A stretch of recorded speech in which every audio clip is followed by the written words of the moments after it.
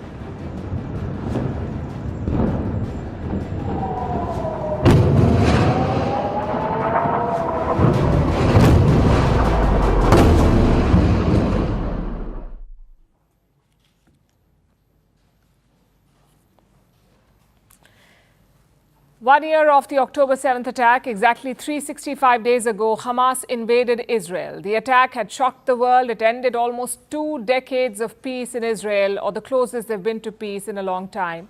Israel retaliated against the Hamas by invading Gaza. 1 year later, the conflict has snowballed and it threatens to consume the entire region, all of West Asia.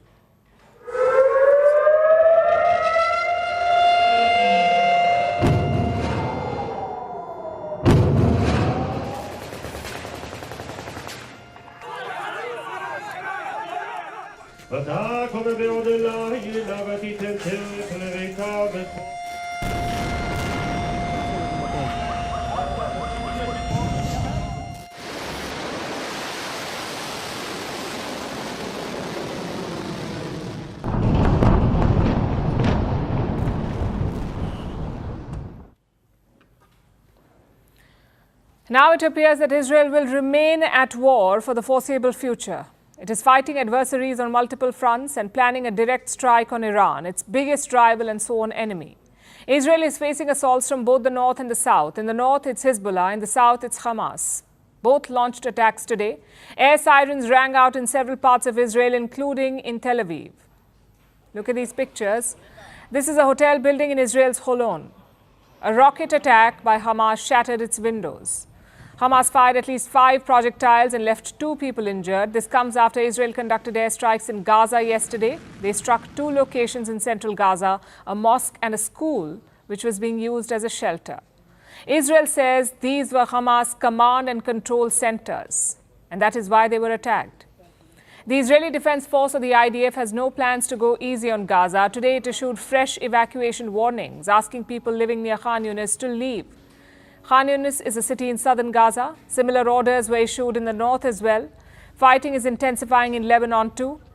Israel has struck more targets, more Hezbollah targets, and the other side is firing back. Yesterday, they shot more than 100 rockets across the border into Israel.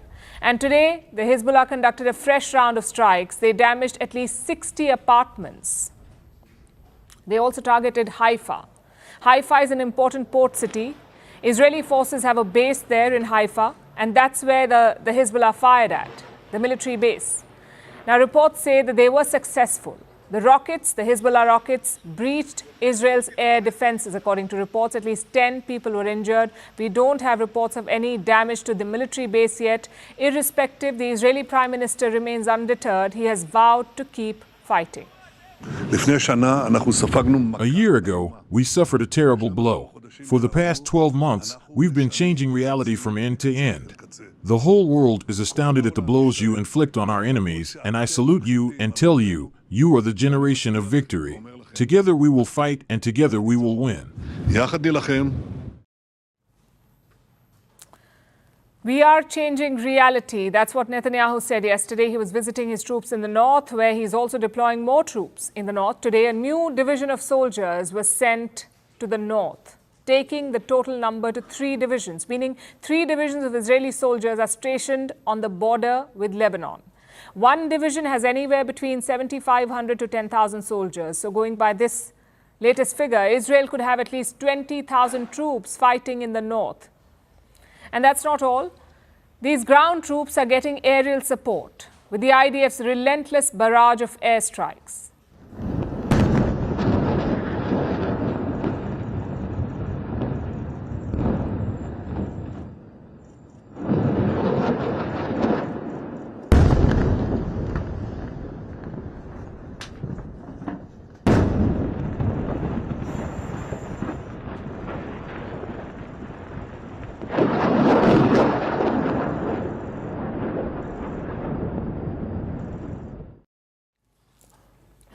So fighting is intensifying both in the north and the south. And then there is Iran, which is bracing for an attack from Israel. Over the weekend, Israel's defense minister spoke about this. His name is Yoav Gallant. And he had a message for Tehran. If you harm Israel, you'll end up looking like Gaza or Beirut. That's what he said. The Iranians did not even scratch the capabilities of the Air Force. No squadron has been damaged. No plane has been damaged. There is no runway that doesn't allow takeoff. And there is no damage to our continuity. Whoever thinks that by trying to harm Israel, they will deter us from reacting, they only need to look at what is happening in Gaza and Beirut.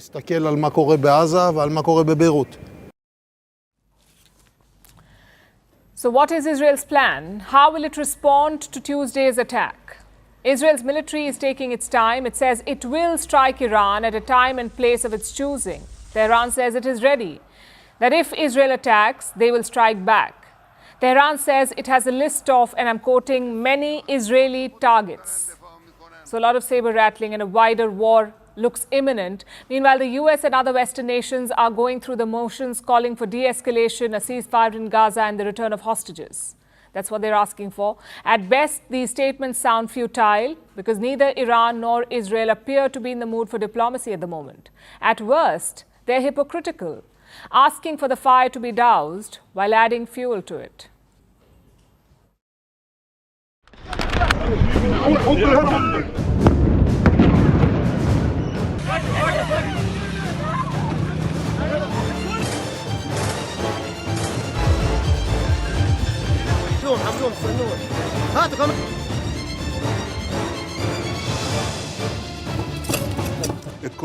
We'll turn them into rubble.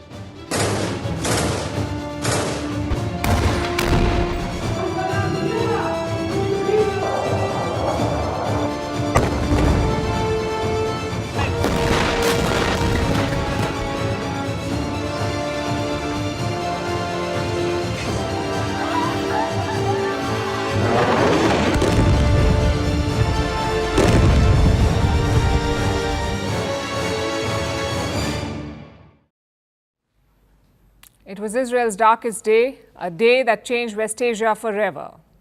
No one saw it coming. Even when the reports trickled in, we couldn't believe it. Children had been killed, teenagers had been raped, even senior citizens tortured. We knew that Hamas was brutal, but this attack was beyond anything imaginable.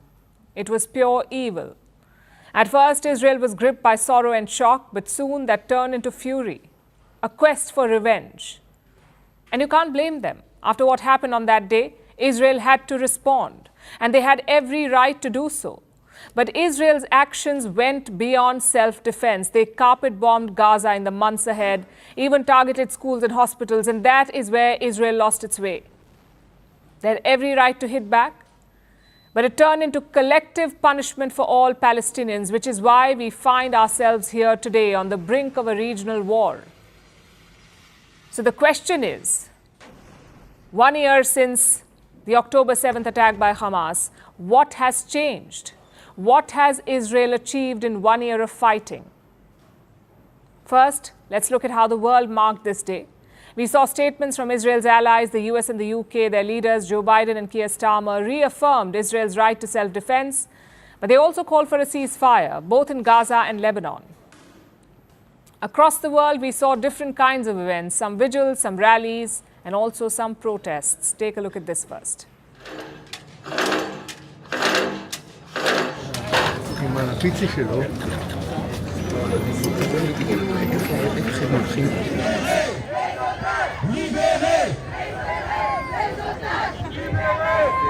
much everyone for coming here. We already have the 6 Israel asesina!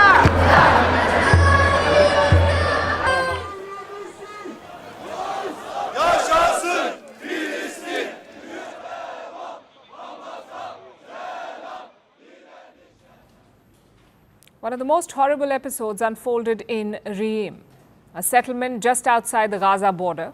A music festival was happening there. More than 360 of the attendees were killed by Hamas. Dozens of others were taken hostage. Today, families of the victims gathered at the same place. Israel's president was also there. This is where she was killed. So, especially here. We were last week, we were in the grave, but this is the ceremony. This is where she was. This is where she was happy in the last her moments. It was here. We lost our son here. He was at the party. He was murdered in 9 o'clock and 20 minutes. And we are here. We don't know. It seems to be like yesterday was the last day we saw him. For us, yesterday was the last day of the old life before we start 1 year in the new life. And we are here. Nobody can make these families whole again, and we should remember that. What Hamas did last year was not resistance, it was terrorism. And they're still holding Israelis hostage. Hamas took around 250 people hostage on that day. Reports say 97 of those people are still in their custody. Most others have been killed, some others haven't returned. Today, Prime Minister Benjamin Netanyahu visited a memorial for October 7th. He promised to bring the hostages back. On this day, in this place and in many places in our country, we remember our dead, our hostages whom we are obligated to bring back, and our heroes who fell in defense of the homeland and the country. The thing is, he's been saying that since last year, that he'll bring these people back, but he has rejected deals for exchanging hostages. Why is that? Because those deals require a ceasefire. Families of the hostages are putting pressure on Netanyahu. Even today, they protested outside his home. But the Prime Minister is not budging. He is, in fact, expanding the war. He's moved on from Gaza. Now he's focusing on Lebanon and Iran. Of course, the people of Gaza do not have that luxury. They're stuck in a spiral of war. October 7th marked the beginning of their death, displacement, and tragedy. Before October 7th, one had dreams. Me as a father, I have 6 children. My biggest burden was that I provide them with homes, I find them wives. But after October 7th, this came to nothing. Gaza has become an uninhabitable place, an unfit place to live safely at the very least, due to the destruction of everything on this land after everything in it was targeted, including stones, trees, children, men, women, and even agricultural lands and water wells, since October 7th of last year until October 7th of this year. I hope Hamas is listening to all these people, the people they claim to represent. Around 42,000 people in Gaza are dead. Nearly every Gazan is displaced. Is this what Hamas wanted for its people? Death and displacement? If yes, well done. You have successfully hurt your own people. But let's keep the emotions aside for a moment. Let's look at the strategic landscape. What has Israel achieved since last year? Broadly, 3 things. Number 1, they have managed to weaken Hamas. Weaken, not eliminate. Hamas had nearly 25 to 30,000 fighters before October 7th last year. Israel claims to have killed 17,000 of them. Even top commanders have been taken out, including their chief Ismail Haniyeh. Israel killed him.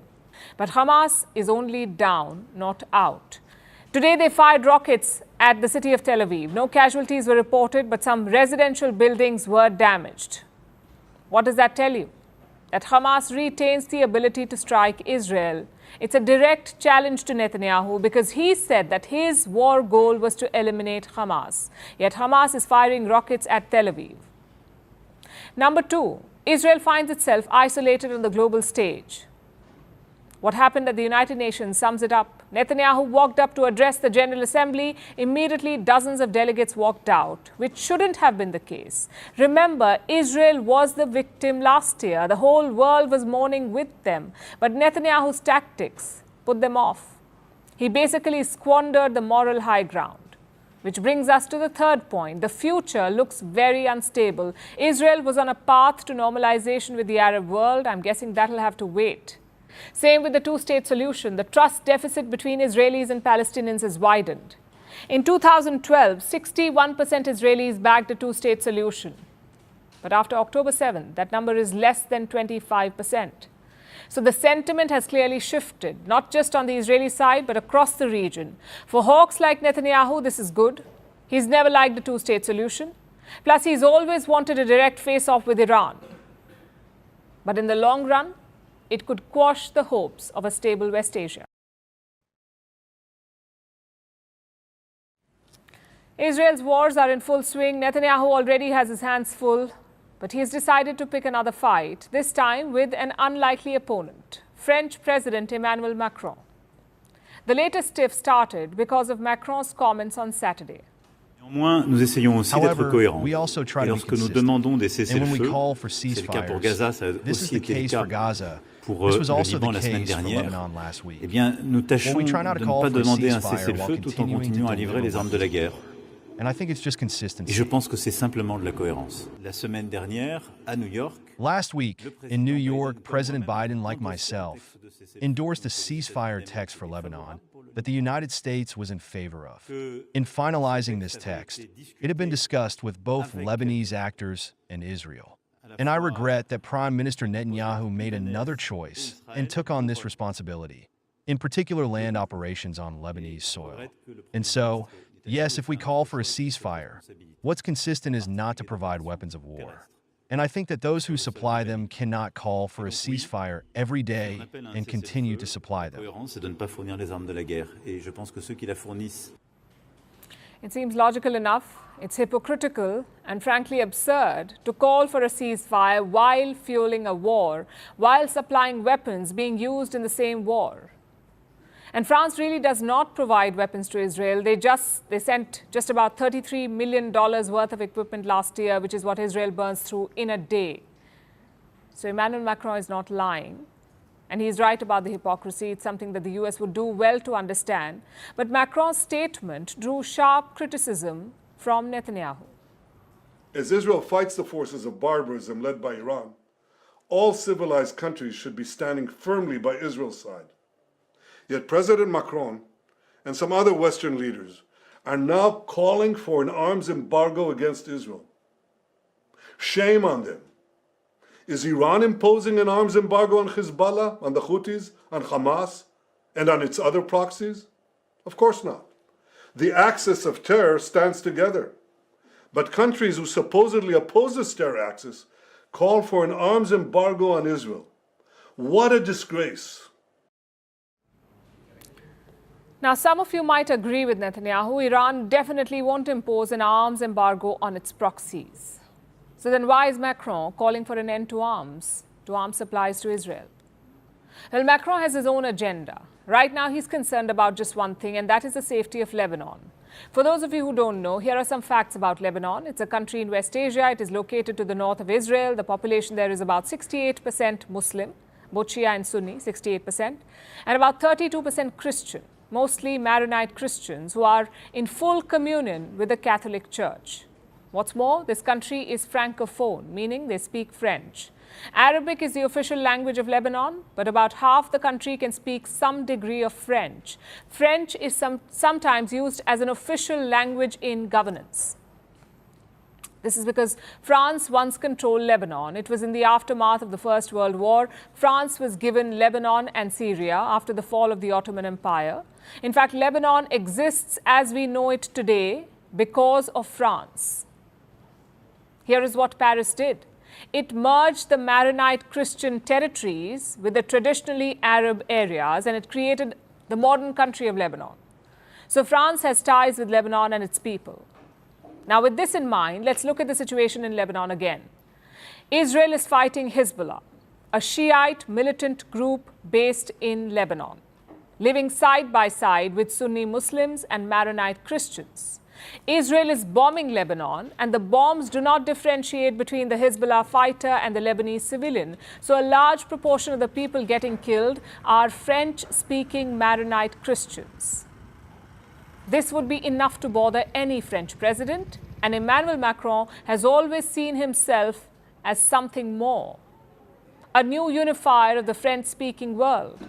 His achievements on that front can be doubted, but his ambition cannot.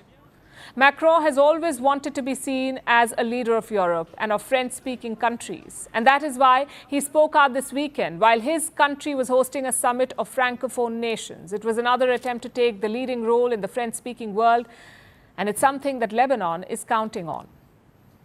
Frankly, we're counting on France a lot, much more than other countries. We are also counting heavily on the Franco-American initiative, which was prepared in New York. So will Macron's support change anything, or will it just make Netanyahu more aggressive? Guess we'll find out in the days to come.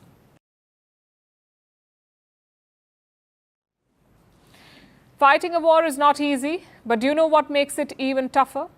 When one of your best men is nowhere to be found. It seems that's the case with Iran. One of their top generals, Ismail Ghani, has reportedly gone missing. Ghani is the chief of the Quds Force. It's an elite branch of Iran's Islamic Revolutionary Guards. It deals with Iran's proxy groups across West Asia, including the Hezbollah in Lebanon. And that is where Ghani was since last month, in Lebanon. When Israel struck the Lebanese capital Beirut last week, he went out of contact. Reports said that he'd gone missing, and it fueled a lot of speculation. Finally, Tehran has made an official announcement on the matter. Our next report tells you more. Over the weekend, while Iran awaited a potential counterstrike from Israel, the country's senior officials had one question. Where is Ismail Ghani? Ghani is one of Iran's top generals.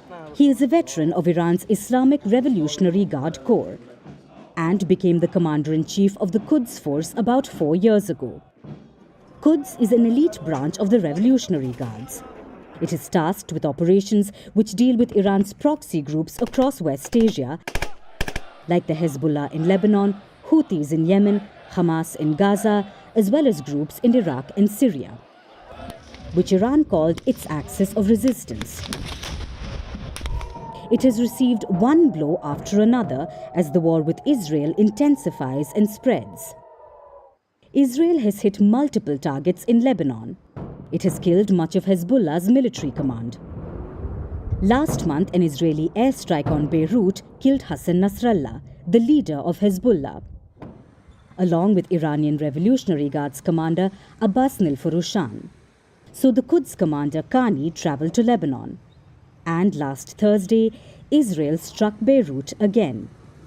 This time reportedly targeting Hashim Safedini, who is seen as the potential new leader of Hezbollah. Now, Safedin has been missing since the attack. But apparently, so is Ghani, who is in the same vicinity of Beirut's southern suburbs of Dahir. Over the weekend, reports claimed that Ghani has not been heard from since last Thursday's strikes. Iranian officials have reportedly claimed that Ghani is out of contact. Meanwhile, Turkish and Israeli media claim Ghani could be dead, that he could have been killed by the Israeli strike. While there is no proof, the sentiment in Iran has been one of growing anxiety. Ghani was last seen in public in Iran at the Tehran offices of Hezbollah last month. More importantly, he was absent last Friday when Iran's supreme leader Ayatollah Ali Khamenei led a rare prayer service. As speculations mounted, Iran was forced to respond. Today, the deputy commander of Quds, Iraj Masjedi, said, "He is in good health and is carrying out his activities. Some ask us to issue a statement. There is no need for this." But is Tehran's two-sentence explanation enough to quell fears? After all, according to reports, search and rescue operations are not complete at last week's attack site in Beirut. Hezbollah accuses Israel of hindering the operation. So the potential successor of Hezbollah is still out of contact, and Quds claims their chief is alive and well, but without any proof, while reports claim that both may be dead. If these rumors turn out to be true, this would be another big blow to Hezbollah and its patron Iran. Not only will it leave the issue of succession in question, but further cut off Iran's remaining limbs across West Asia.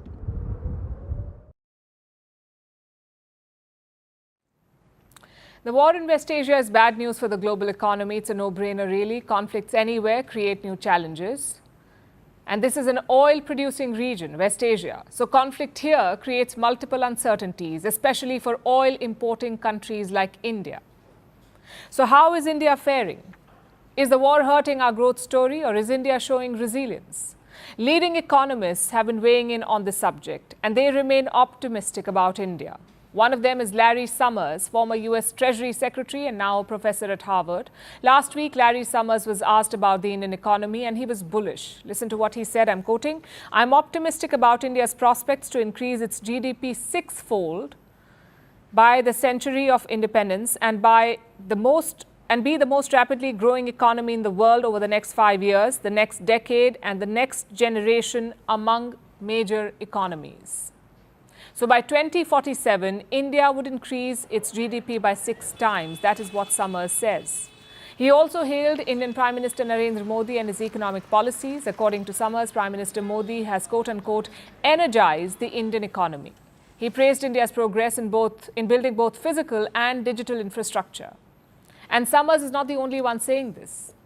Alvaro Santos Pereira is also bullish on India. He is the chief economist of the OECD, the Organization for Economic Cooperation and Development. It's an intergovernmental organization, sort of like a club of rich countries. It has 38 members, OECD, and it works to promote global trade. India is not a member of OECD, but it works closely with this group. And this is the OECD's assessment of India, that recent reforms will benefit the Indian economy. Again, I have a quote. It's exactly this reformist attitude that you can see prevailing and across all levels of government. Every time that I come here, I see progress. The country is moving very well. India will continue to do really well in the next few decades. Which reforms is Pereira referring to? Broadly two. First, how we deal with bankrupt companies, and second, how we get foreign investments. These are the two things that he's talking about. Let's take this one by one. The first reform is the insolvency and bankruptcy system. What is an insolvent company? It is one that cannot repay its debt, basically a company that has run out of cash.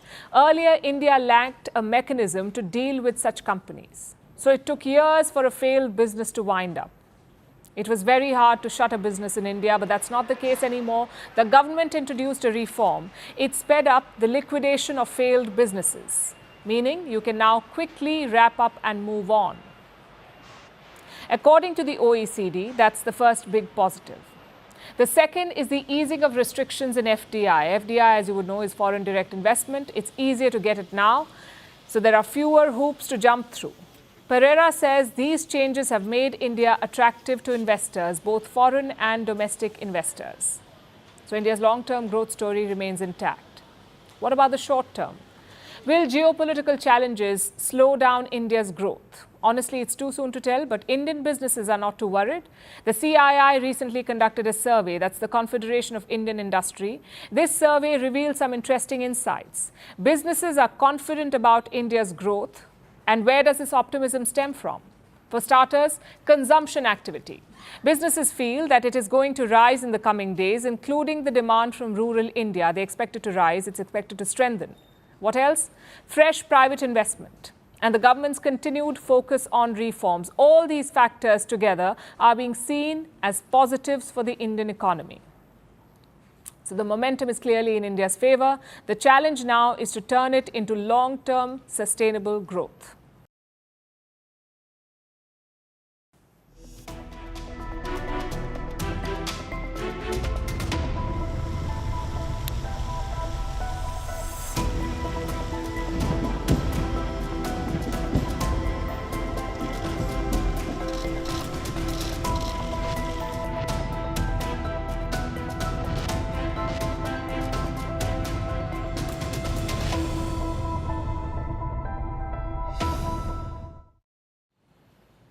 The India out president is in India. I'm talking about Mohammad Muizzu, the president of the Maldives. He was elected last year on the promise of India out, and he did follow through. Muizzu removed Indian soldiers from his country. He also cozied up to China and Turkey. But now, reality has hit. Muizzu is on a 5-day state visit to India. Today he was in New Delhi. First he received a ceremonial welcome in the Rashtrapati Bhavan. Then he held talks with Prime Minister Narendra Modi. And finally he signed some deals. Of course, everyone is asking the same question. Is this a U-turn? And if it is, then why? Well, the first answer is yes. It is a U-turn, a classic one. Muizzu had called India a bully. He said his country was not anyone's backyard. Compared to that, his tone has certainly softened. Listen to this. India is a key partner in the socio-economic and infrastructure development of the Maldives and has stood by the Maldives during our times of need. Bully to keep partner. He's come a long way. Prime Minister Modi also praised this relationship. He highlighted India's neighborhood first policy. He also talked about India's role as the first responder. Bharat और मालदीव के संबंध सदियों पुराने हैं और भारत मालदीव का सबसे करीबी पड़ोसी और घनिष्ठ मित्र देश है। भारत ने सदैव मालदीव के लिए फर्स्ट रिस्पॉन्डर की भूमिका निभाई है। आपकी यात्रा से हमारे संबंधों में एक नया अध्याय जुड़ रहा है। So great optics, very warm statements. Finally, we come to the deals. India and the Maldives have elevated their ties. It is now a comprehensive economic and strategic partnership. India has also extended some financial help.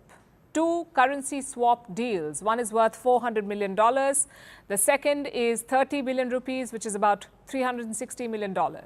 These will boost the Maldives' forex reserves. A few initiatives were also announced, like the launch of the RuPay card in the Maldives and the handover of some 700 houses, all built using Indian lines of credit. And Muizzu's trip is not over yet. He will also be travelling to Agra, Mumbai and Bengaluru, and he will only return home on Thursday. So quite a long stay for Muizzu, and that too in a country that he villainized not very long ago. What explains this change of heart? Mainly the economic condition of his country. The Maldives' forex reserves are at $440 million, which can cover imports for up to 6 weeks. What happens after that? Mali could run out of dollars. What's more, a debt payment is coming up this month. The Maldives has issued Islamic bonds worth $500 million, and this month a $25 million payment is due. Now, no country has ever defaulted on Islamic bonds. The worry is that Mali could be the first. So what does Muizzu do? Fly over to India. He says India will ease his financial burden, and he's right. In May this year, India did renew its subscription to Maldivian treasury bonds. That was $100 million. And today, 2 more packages were announced. So Muizzu did get the help that he wanted, that he was hoping for. Basically, a bailout from India, that's what he's got. Secondly, he is wooing Indian tourists. Many of them have ditched the Maldives, especially after this year's diplomatic standoff. Indian footfall in the Maldives has dropped by 50,000. It has led to losses worth $150 million. That's a lot of money for this country, the Maldives, which is why their president, Mohammad Muizzu, is travelling beyond Delhi. He wants to spread the message that Indians are welcome in his country. It is basically a reality check for Muizzu. He thought that he could cut India out, maybe replace New Delhi with Beijing, but that is easier said than done. The Maldives has depended on India for most things: food, infrastructure, health, sometimes even drinking water. And a big reason for that is geography. India is just 300 kilometers from the Maldives' northern islands. China is thousands of kilometers away. So you cannot expect China to replace India. It is, of course, geographically impossible, but also politically impossible. Perhaps Muizzu has realized that, which is why he circled back to India. For New Delhi, this is a victory for quiet diplomacy. Remember, India never responded to Muizzu's public outcries. It simply waited for reality to kick in, and it has paid off. Now, the key is to build on this new foundation to make sure that such episodes do not repeat again. In Pakistan, there was a suicide blast today. It killed 2 Chinese nationals and the third one is in critical condition. The attack targeted a Chinese convoy. It was leaving Karachi's international airport. That's when the blast happened. The Baloch Liberation Army has claimed responsibility for this, saying that it was behind this attack. Islamabad says it won't go unpunished. It promises strict action. It looks like China wants more than words. It wants concrete protection for its people and its projects in Pakistan. The question is, can Islamabad or Rawalpindi assure that? Because this is not the first such attack on Chinese interests in Pakistan. Here's our report. It was around 11 p.m. local time. Chinese workers were traveling in a convoy when a massive blast hit them. 2 people were killed. 1 remains injured. 9 locals were also hurt in the blast. It took place near Karachi's international airport. Security officials rushed to the scene. So did multiple firefighters. Several charred vehicles were found at the site. जो initial इतला हुई है वो एक oil tanker जो है उसके आग लगने से जो मुतअद्दिद गाड़ियां जो है वो उसकी जद में आई हैं और उससे बहुत सारा कोलैटरल डैमेज हुआ है उसको हम अभी मज़ीद असर्टेन कर रहे हैं कि इसमें दहशतगर्दी का एलिमेंट या कोई और एलिमेंट जो है तखरीबकारी का वो किस हद तक है जिसको हम अभी रूल आउट नहीं कर सकते. Soon, the element of terrorism emerged. The attack was claimed by the Baloch Liberation Army, a separatist group banned in Pakistan. The perpetrator was a man called Shah Fahad. He was part of the Majid Brigade. That's the Baloch Liberation Army's dedicated suicide squad. They used an improvised explosive device, or IED. The target was a high-level convoy. It consisted of Chinese engineers and investors. They were just leaving the Jinnah International Airport. Pakistan's Prime Minister has called it a heinous act. He offered condolences to China. Meanwhile, Beijing wants more than just condolences. It wants punishment for the attackers. China is calling this a terror attack, and it wants Islamabad to act fast to punish the perpetrators. But this isn't the first for either China or Pakistan. The Chinese officials who were killed worked for the Port Qasim Electric Power Company. It's located around 37 kilometers southeast of Karachi. The project is part of the CPEC, the China-Pakistan Economic Corridor. It's a part of China's multi-billion-dollar Belt and Road Initiative. So, thousands of Chinese workers are in Pakistan. They are working on these projects, and Islamabad can't seem to guarantee their safety. In 2018, the Chinese consulate in Karachi was targeted. In 2020, the Pakistan Stock Exchange was attacked because it's partly owned by a Chinese consortium. In 2022, another suicide attack near a Confucius Institute killed 3 Chinese tutors. In March this year, 5 Chinese engineers were killed. This was near the China-backed Dasu hydropower project. But the question is, why is the Baloch Liberation Army targeting Chinese projects? The separatist group believes Beijing is helping Islamabad exploit Balochistan. It accuses both China and Pakistan of unfair exploitation of resources by outsiders in the mineral-rich region, hence the attacks. Beijing has long asked Pakistan to control the attacks, but Islamabad has repeatedly failed to do so. In fact, last year, it even shut down Chinese businesses in the name of keeping them safe. The attack also comes just days ahead of the Shanghai Cooperation Organization or SCO meeting, so this could be a problem for Pakistan. It must keep its big brother China happy while guaranteeing security for the SCO nations. Will Islamabad be able to guarantee that? Well, their track record doesn't inspire any confidence.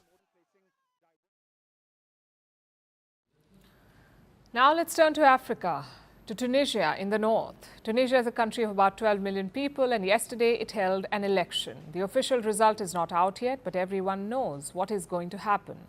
The incumbent president, Kais Saied, will win a second term. The win is a bit of an exaggeration. Saied orchestrated a farcical election and will now continue his reign. This may sound harsh, but here are the facts. Kais Saied became president in 2019 after a real election, which went to the second round, and over half the population had turned up to vote. So far, so good. But then in 2021, Saied dismissed Tunisia's parliament, promulgated a new constitution, giving himself almost absolute power. He appointed his own Supreme Court judges, his own election commission, and he barred other courts from interfering in elections. Does that sound democratic to you? When the election was announced, 16 people wanted to compete against him. 16 people. All but 2 were disqualified. And then one of the 2 other presidential candidates was jailed. And last week, he was sentenced to 12 years in prison. He joined other opposition leaders, critics, and journalists behind bars. All this happened before yesterday's election. So you can understand why Tunisians were not very keen to vote. Exit polls say the turnout was less than 28%, which makes sense. Why line up to participate in a farce? Sadly, this story sounds all too familiar. Before 2011, Tunisia was the abode of dictators. Just 2 men ruled the nation for 54 years. The first was Habib Bourguiba, who ruled for 30 years, until he was overthrown by his own prime minister, Zine El Abidine Ben Ali. Ben Ali became the second Tunisian dictator. He ruled the country for 24 years. But towards the end, something unexpected happened. On the 17th of December 2010, a fruit vendor set himself on fire. He was tired of being harassed by Ben Ali's police forces. He was tired of the repression and humiliation ordinary people went through, so he set himself on fire, this fruit vendor, and his act triggered mass protests. It was dubbed the Jasmine Revolution. The vendor did not survive to see its end. He died on 4th January 2011. And 10 days later, Ben Ali was overthrown. He fled Tunisia and later died in exile. Tunisia's revolution was a success, and it did not stop there. Tunisia inspired revolutions all over the Arab world. It started the so-called Arab Spring. Protests erupted from Morocco all the way to Oman. Egypt's president of 30 years, Hosni Mubarak, was forced to step down. A civil war began in Libya, leading to the assassination of their leader, Muammar Gaddafi.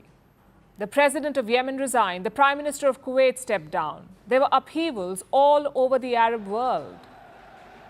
But in hindsight, nothing seems to have changed.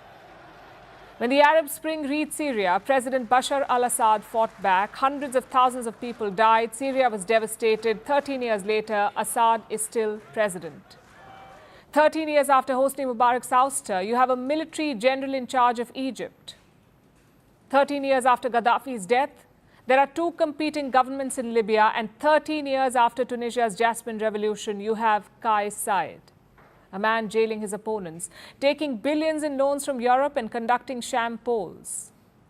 As they say, the more things change, the more they stay the same.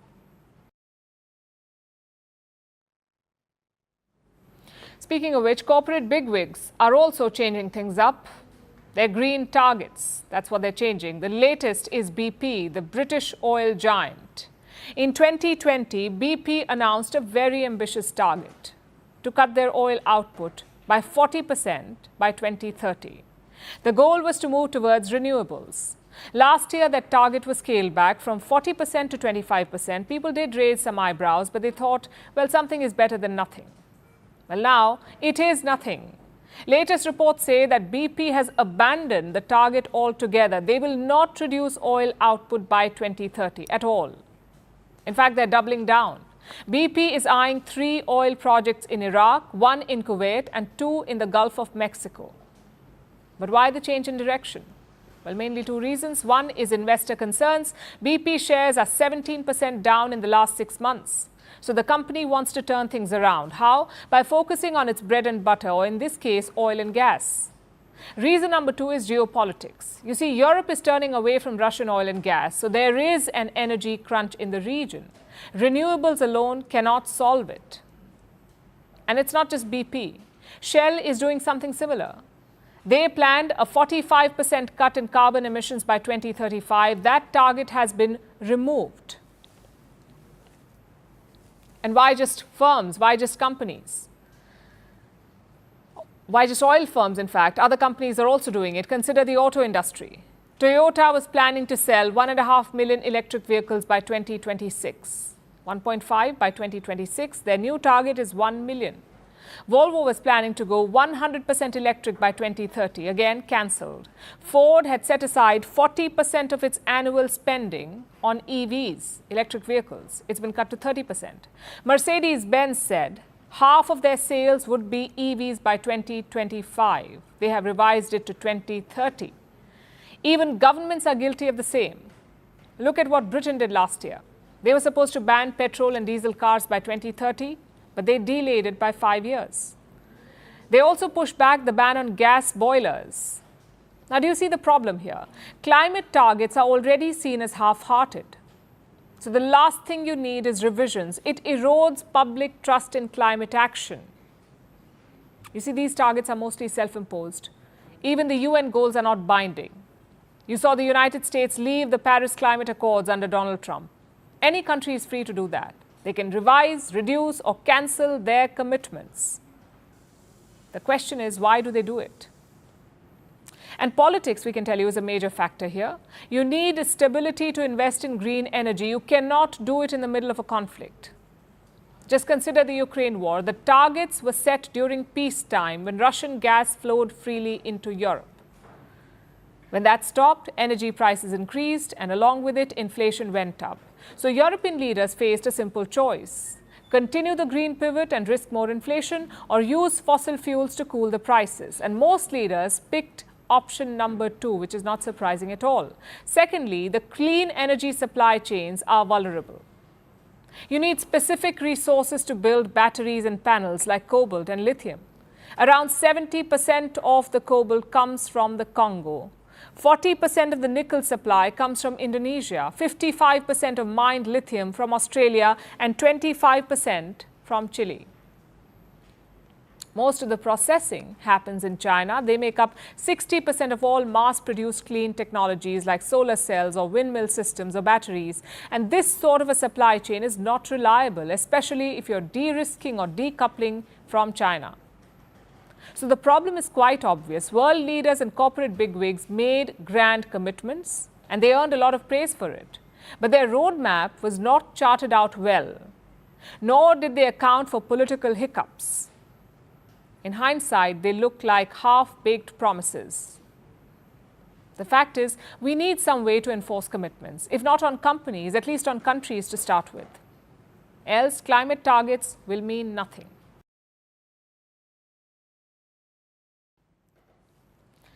Speaking of which, let's turn our attention to the coldest place on Earth, Antarctica, which is not as cold as it used to be, all thanks to, you guessed it, climate change. It is heating up the icy continent, and it is turning Antarctica green.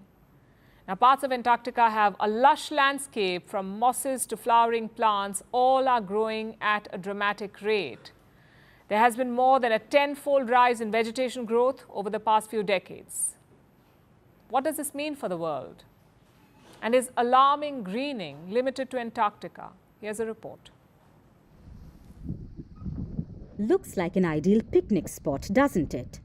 But believe it or not, this lush landscape is none other than Antarctica. Yes, icy Antarctica, the coldest place on Earth. Parts of the continent are turning green. Flowering plants and mosses are spreading, specifically across the Antarctic Peninsula, which is a long mountain chain that is the northernmost part of mainland Antarctica. A new study is out. It says that over the past few decades, the plant cover has soared more than 10-fold. In 1986, vegetation covered less than 1 square kilometer of the Antarctic Peninsula. But by 2021, plants spread to cover almost 13 square kilometers. And this process has only sped up with each passing year. For instance, the plant growth accelerated by more than 30% between 2016 and 2021. While this may seem like an exciting and even an Instagrammable phenomena, scientists have used satellite images to analyze this vegetation. And their response has been singular. This kind of plant growth is alarming. It's sparking major concerns. After all, it's a result of climate change, which is heating up the icy continent. Over the past few years, extreme heat events have gripped the region. This year, parts of Antarctica witnessed record-breaking heat waves. Temperatures climbed up to 10 degrees Celsius above normal.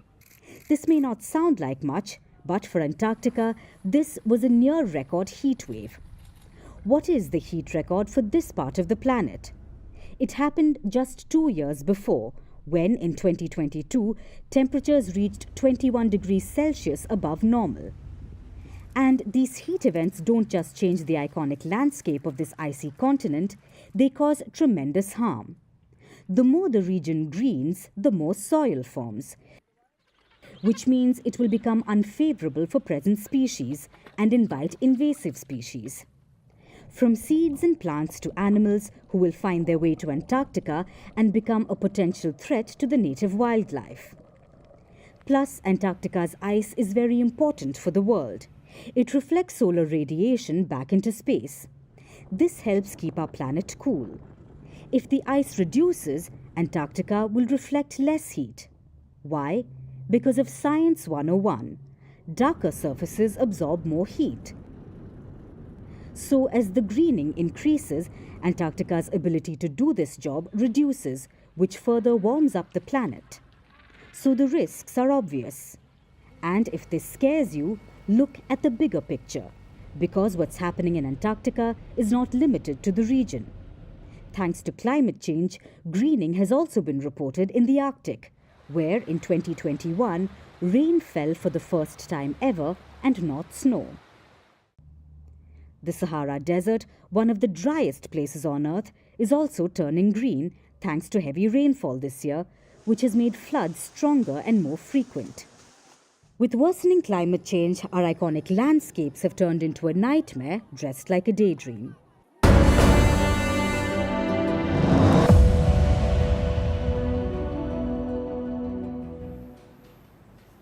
You either see yourself become a hero or live long enough to become a villain.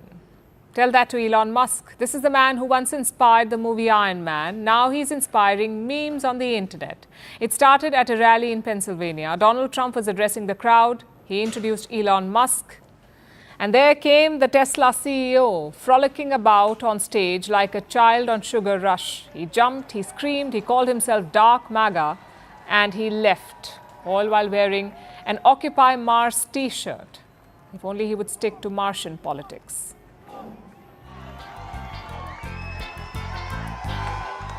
Hi everyone. As you can see, I'm not just MAGA, I'm Dark MAGA. Is the only reason we can now send America astronauts into space. Take over, Elijah.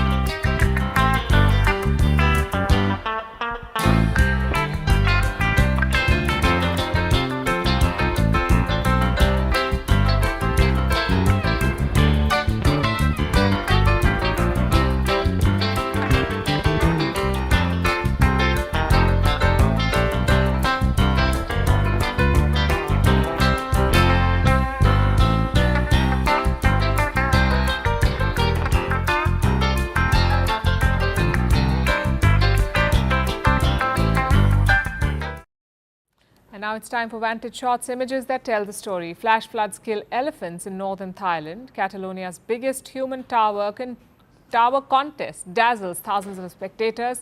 And archaeologists in Peru find remains of 43 children sacrificed in an ancient ritual around 600 years ago. Finally, we're taking you back in history. On this day in 2001, a US-led coalition began bombing Taliban-controlled Afghanistan. The Taliban had been offering sanctuary to 9/11 plotters, including Osama bin Laden. Though the regime was toppled in 2 months, the war dragged on. It spanned 2 decades, becoming the longest war that America ever fought. We're leaving you on that note. Thank you for watching. We'll see you tomorrow.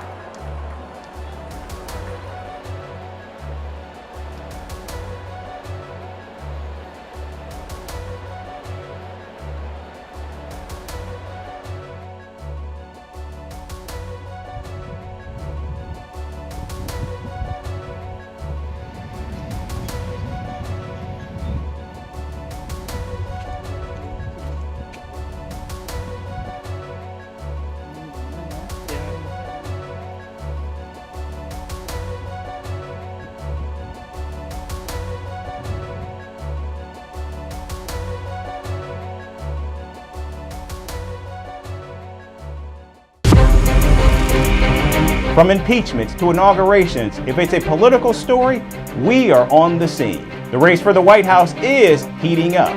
Kamala, you're fired. I say, bring it on. If it's breaking news, we're live with the latest coverage. From the White House, the State Department, and Capitol Hill, we know the issues, but above all, we know the players to bring you the latest in-depth analysis on all the key stories that we're covering. I'm Eric Ham. Join me from Washington here on Firstpost America.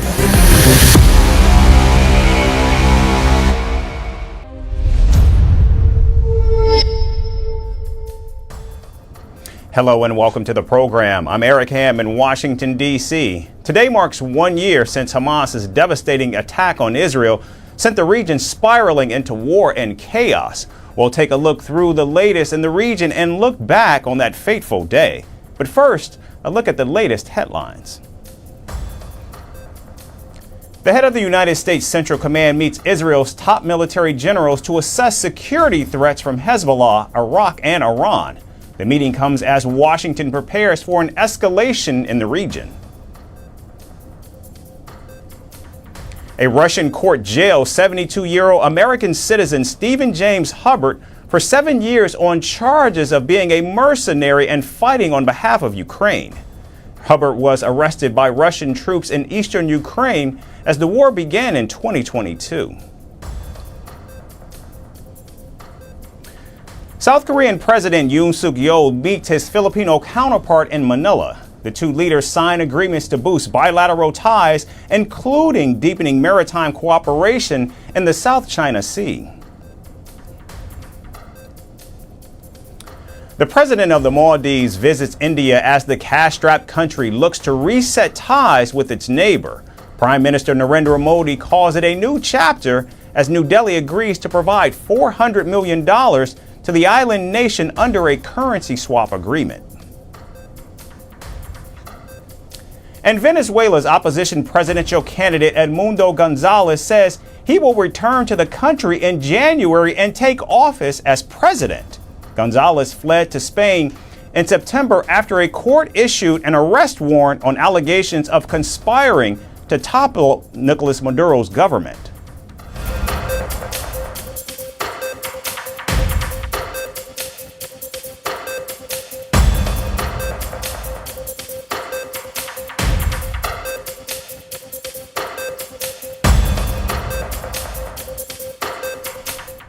Our top focus comes from the Middle East, where Hezbollah launched a direct attack on Israel's third largest city, Haifa.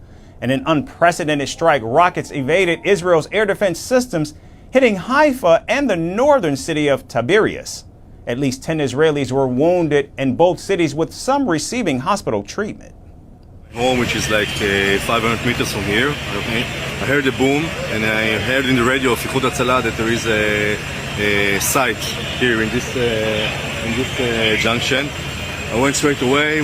Firstly, in the beginning, we didn't find any injuries, and then I showed them this building.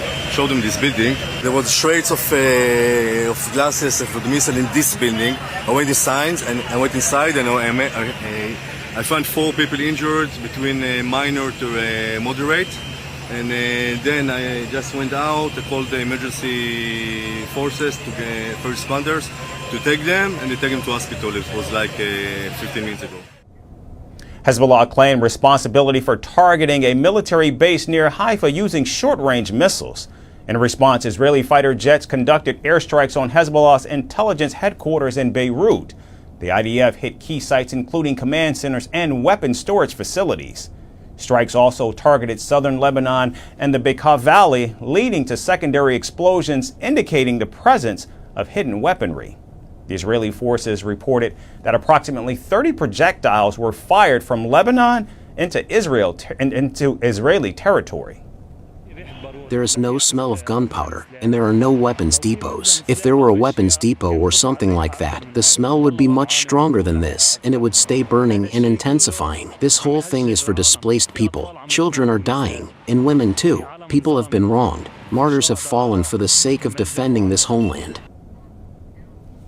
Prime Minister Benjamin Netanyahu visited Israeli soldiers stationed near the Lebanese border, praising their efforts to dismantle Hezbollah's attack capabilities. Netanyahu called the soldiers heroes and stressed their role in removing threats aimed at Israeli communities. A year ago, we suffered a terrible blow. For the past 12 months, we've been changing reality from end to end. The whole world is astounded at the blows you inflict on our enemies, and I salute you and tell you, you are the generation of victory. Together we will fight, and together we will win, with God's help. Israel has made clear its intentions to strike back at Iran, which has fueled Hezbollah's expansive missile capabilities. Moreover, G7 nations, including the United States, have given their full backing to Israel in this growing clash in the region.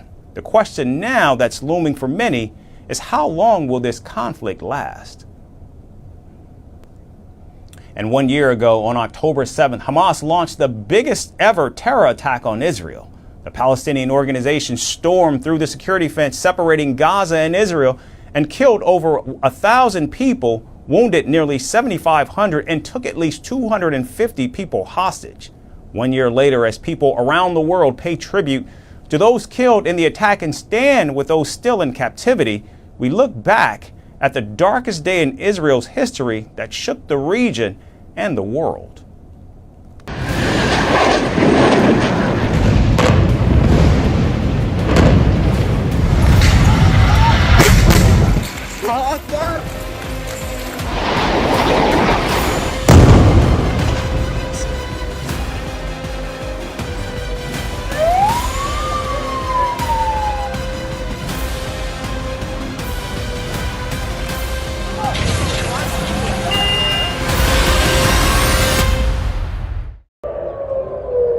At dawn on October 7, 2023, Israel woke up to a nightmare. The sky, usually quiet in the early morning, exploded with sirens, blaring warnings of an unimaginable assault.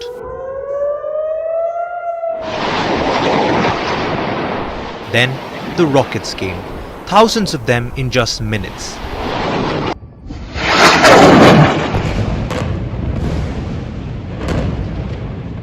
Cities across Israel were under siege. This was no ordinary bombardment. As the rockets rained down, something far worse was happening on the ground.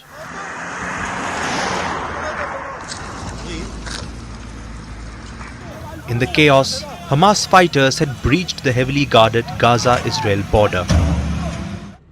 They arrived with precision, on motorcycle, in trucks, by sea, and even from the sky. In Sderot, a town just 1 kilometer from Gaza, Hamas fighters roamed the streets, gunning down civilians without hesitation. Then, further along the border, in the kibbutzim that had once been symbols of peace, the horror was even more profound. In Be'eri, families were dragged from their homes, helpless against the violence that had come to their doorstep. Children, parents, neighbors, none were spared. Suddenly at 6, I heard a siren. Explosions. I checked on the internet and I saw there is a terrorist infiltration. You can see in the background their bodies. I went out, I saw loads of bodies of terrorists, civilians, cars shot up, sea of bodies inside Sderot, along the road, other places, loads of bodies. It is sad, it is tragic. We are at war. I don't know when it will all end. And then, in the heart of this chaos, came one of the most shocking massacres of the day. At a music festival near Reim, where thousands had gathered to celebrate life, the joy quickly turned to terror. Rockets fell and the crowd scattered in panic. But there was no escape. Hamas commandos arrived by road and air, hunting down festival goers as they ran through the open fields, and more than 360 were killed.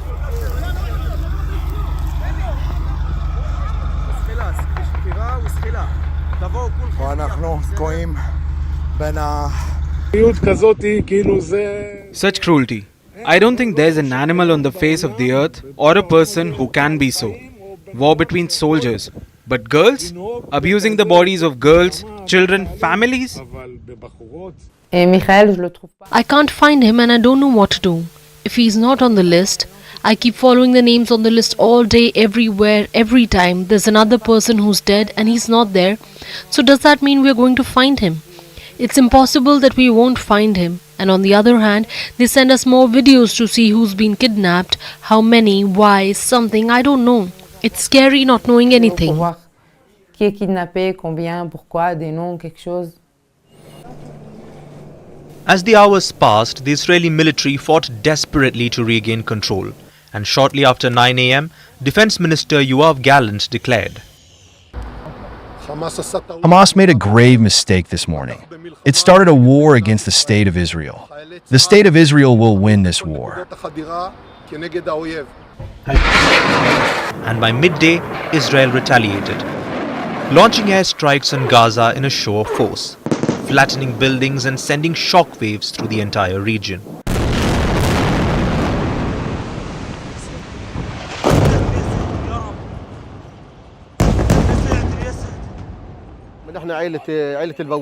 What happened to us is complete destruction. We are Al-Bawab family and there were 150 people at this building, including my uncles, my sisters, families of my uncles, my 5 brothers whose houses were destroyed. It is not suitable to stay in now. They are residing with our relatives, our friends and beloved ones.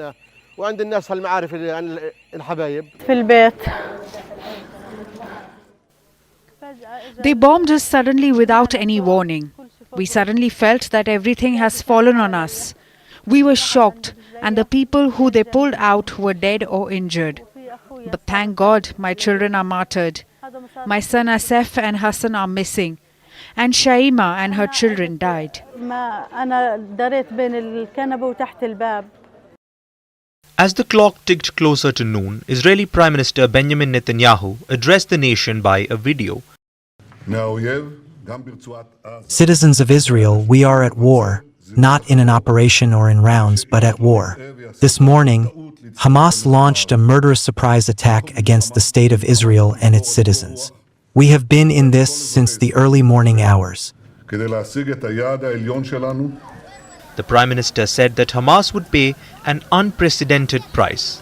He added, "We are at war and we will win."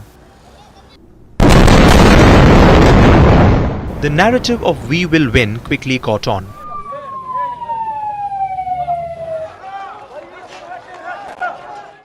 And a year later, Prime Minister Netanyahu continues to remain adamant. Day after day, Israel proved to Hamas that what they gave will be returned, and without a doubt, it will be a tad harsher. So, as Israel shifts attention more towards southern Lebanon and northern Israel, following nearly 1 year of war in Gaza, the darkest day in Israel's history proved that even the strongest can fall when least expected.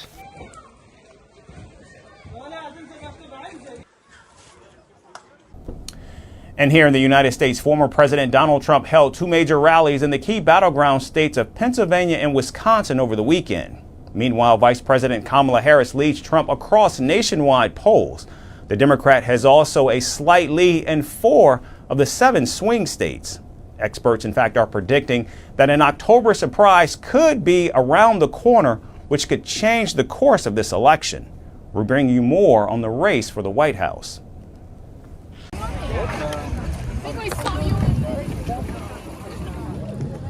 It was a packed weekend for Donald Trump.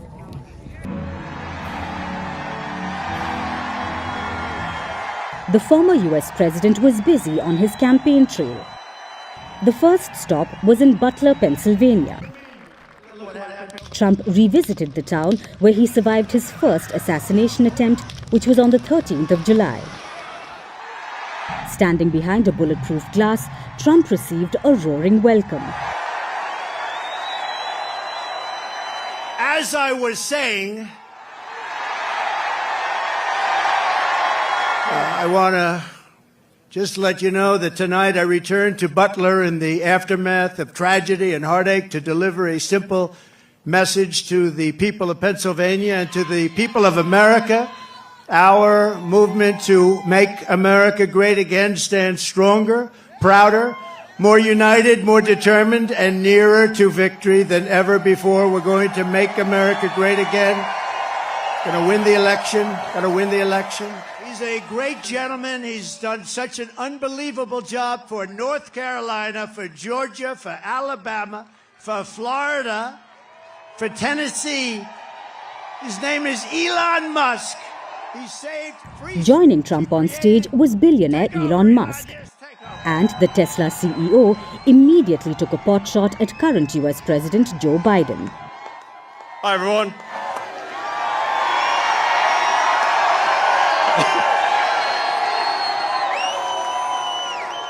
As you can see, I'm not just MAGA, I'm dark MAGA.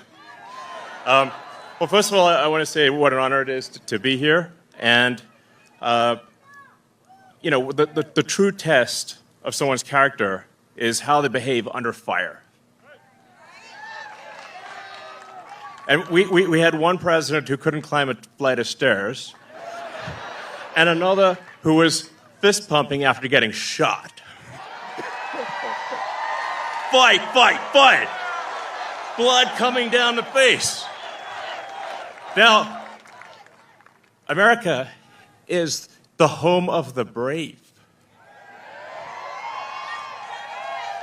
And there's no truer test than courage under fire. So who do you want representing America? Yeah, absolutely. Speaking to the crowd at Butler, Elon Musk said that only Donald Trump could save democracy in America. President Trump must win to preserve the Constitution. He must win to preserve democracy in America. This is a must-win situation. Must win. Donald Trump's campaign also shared aerial footage from Butler showing thousands of attendees, squashing claims made by rival Kamala Harris that Donald Trump's rallies don't have big numbers. After addressing the crowds in Pennsylvania, Donald Trump rallied in the battleground state of Wisconsin, where the Republicans said that the state needed liberation from the Democrats. Today I make you this promise. I will liberate Wisconsin and our entire nation from this mass migration invasion of murderers, child predators, drug dealers, gang members, and thugs. Going to be liberated. Going to liberate. Meanwhile, Kamala Harris and her running mate Tim Walz have begun a week-long media blitz where they will be interacting with media organizations and social media influencers across the country. November 5th is less than a month away. More than 1.4 million Americans have already cast their ballot in early voting. However, opinion polls show no clear winner yet. Nationally, Kamala Harris has a slight lead over Donald Trump. The Democrat is averaging at about 49.7%, while her Republican rival is at about 46.3%. However, the real contest is in the battleground states where Harris and Trump are in a tight contest. Out of the 7 swing states, Harris leads in Pennsylvania, Nevada, Michigan, and Wisconsin. Meanwhile, Trump has a lead in North Carolina, Georgia, and Arizona. However, the margins of lead for both the candidates remain small and could change as we get closer to Election Day. Both Harris and Trump are trying to sway as many undecided voters as they can. However, recent events have forced the Democrats to lose out on some of their voter base.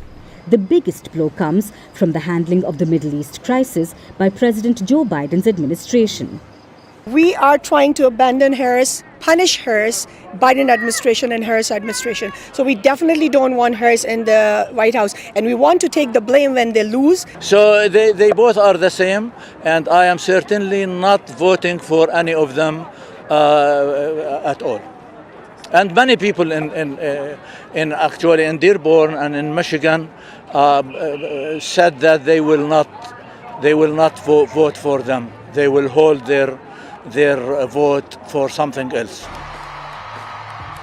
Political watchers are now waiting for the much-touted October surprise, which could potentially tip the balance in the favor of either Trump or Harris drastically. And now in Haiti, where armed gangs carried out a massacre in the city of Pont-Sunde, killing at least 70, including children, on October 3rd. Gang members with automatic rifles stormed the town, which is located in the agricultural region of western Haiti. The United Nations said at least 16 people were injured in the attack, including 2 gang members, after local police exchanged fire. The gang members also set fire to hundreds of homes, forcing nearly 6,000 residents to flee the area. Haitians displaced by the gang violence said they want to return to their home, but the rampaging attacks has dimmed that possibility.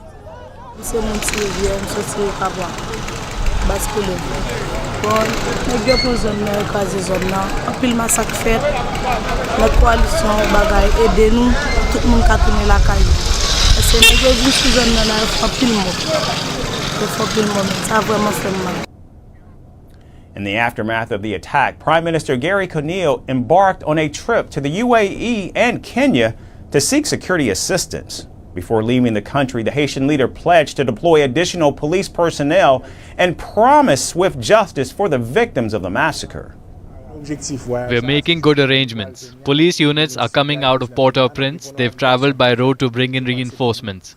My government is providing resources such as helicopters to continue to strengthen our capabilities. But the first thing is to continue to strengthen the police so they can come and do their work. For them to find the criminals, track them down and bring them to justice. Gang violence in Haiti has become an international concern in recent years. According to the United Nations, over 3,600 people have been killed in gang violence since January of this year. In June, Kenyan security forces arrived in Haiti to lead the multinational peacekeeping force funded by the United States and the United Nations. But with just 400 Kenyan troops, the international security force has not been able to control fighting in the Caribbean nation. As armed gangs launch fresh attacks across Haiti, questions arise as to whether the international troops can in fact bring an end to the violence. And finally to Russia, where Vladimir Putin turned 72. From spy to politician, Putin's career has been cemented over his 25-year reign, but not without heavy criticism. From facing global isolation over the invasion of Ukraine to clamping down on political dissent at home, Putin's rise has been contentious, to say the least. The West and Russian dissidents have often called out Putin's authoritarianism. Our final report looks back. God save the Tsar. What a fitting start to Vladimir Putin's birthday. At 72 years young, the Russian president continues to bask in the adoration of loyal followers, reminding the world that his reign isn't just about politics. It's a legacy in the making. Tsar, of course, was the title of Russia's supreme male monarch until 1917. And if today's Russia had to crown someone with that title, who else but Putin himself?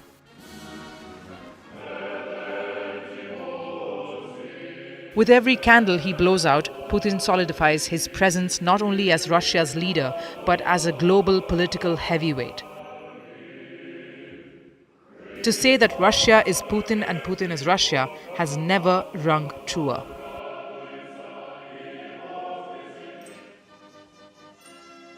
For nearly 25 years, he's navigated the turbulent waters of global power struggles, with one unflinching ambition: the resurrection of the Soviet Union's glory days. Make no mistake, as Putin's dreams aren't small. He envisions Russia towering over the world stage, leaving even the most powerful nations in awe.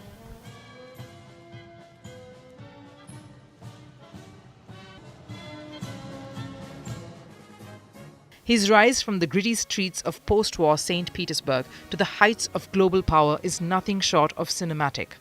Born in 1952 to a modest family, a young Putin didn't exactly have the world at his feet. But with a fierce determination and a black belt in judo, he maneuvered his way through the ranks, transforming from a KGB spy to a formidable political force. In 1991, the Soviet Union had collapsed. A young Putin who served his country loyally was left disheartened. By 1999, Russia wasn't just weak economically, but they struggled to keep a strong military as well. But then things changed. Putin took Russia's political scene by storm, ready to rewrite history. Fast forward to 2022, the year Putin decided to wage war against Ukraine. Putin also won the presidential elections in a landslide victory. His victory in the post-Soviet landscape wasn't just a political achievement. It was a masterclass in consolidating power. Putin didn't just win an election, he won over an entire nation, making them believe that his desires were theirs. His decision to stand up to the West and invade Ukraine, though controversial, solidified his iron grip on Russia's future. At 72, the West may call him an autocrat, even a killer. But none of that seems to faze him. Putin stands defiant, portraying his war in Ukraine as a continuation of an age-old battle against a declining West. For him, the West humiliated Russia after the Cold War. As NATO expanded closer to Russian territory, Putin decided to turn the tables. He launched the special operation on territories Moscow held dear. Of course, Kiev and its allies call it an imperialistic land grab. But for Putin, it's about restoring Russia's pride and power. Despite the chaos and the headlines, here he is, still towering over the world stage. His birthday brings not just greetings, but reaffirmations of loyalty from allies far and wide. Chechnyas Ramzan Kadyrov, Putin's loyal foot soldier, hails it as a day of significance for all of Russia. Belarus too sends its warmest regards, with President Alexander Lukashenko commending Putin for his unwavering commitment to Russia's historical mission and his personal sense of duty to the nation. And so as Putin celebrates another year, the world watches with bated breath. Russia's modern-day Tsar, whether in title or in spirit, shows no signs of stepping down from the throne. His reign continues, with no clear end in sight. And if today's birthday wishes are any indicator, Putin's legacy is firmly rooted in the minds of his people. That's our show for today. We certainly thank you so much for tuning in. We hope to see you right back here again tomorrow. Thanks again, everyone, for watching.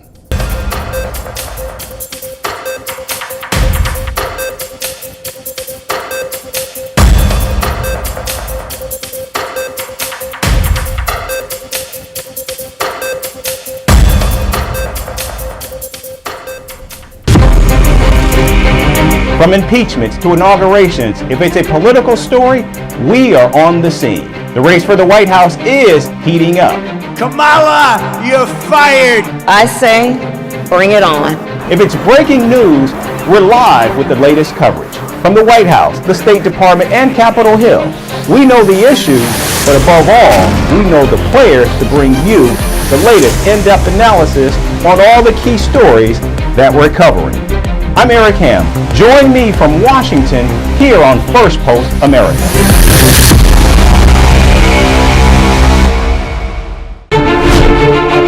Firstpost decodes the U.S. election, explains how America chooses its president. Your primer on the race to the White House. Everything you need to know about how America votes and its global implications. U.S. Election Explained. Every Monday and Thursday only on Firstpost.